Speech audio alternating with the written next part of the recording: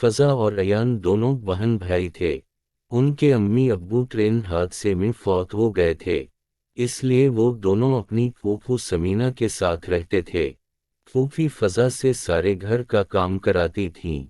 ये सब देखकर अयान को बहुत दुख होता। वो अपने जेब खर्च से जो चीज़ खरीदता और रात को अपनी बहन के साथ खाता।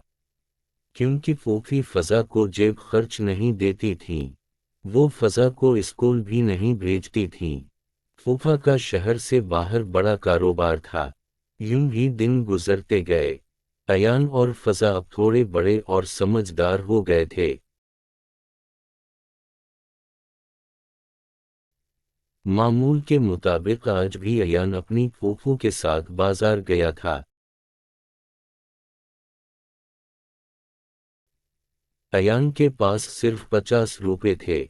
उसने इन पैसों में बहन के लिए चूड़ियां खरीद ली थीं। फूफू और अयान बाजार गए।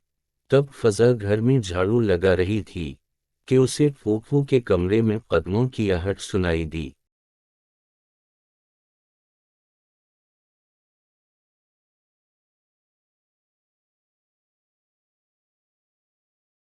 उसने करीब पड़ा डंडा उठाया और आहिस्ता आहिस्ता फूफू के कमरे की तरफ चल दी और छपकर खिड़की से देखने लगी। एक चोर हाथ में गठरी उठाए बाहर की तरफ आ रहा था।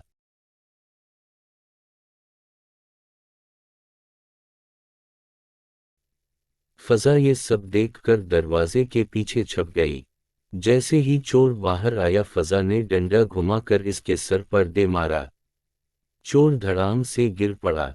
इतने में घंटी की आवाज आई।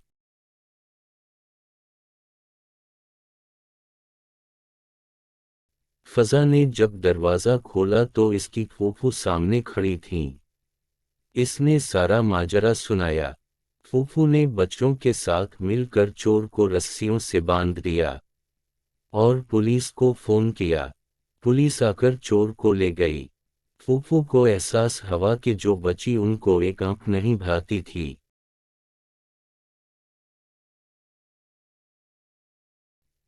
इस बच्ची ने आज उनके लिए इतना कुछ किया है, ये सोचकर फूफू नादिम हो गईं। अब वो अयान की तरह फजा से भी अच्छा सलूक करने लगीं।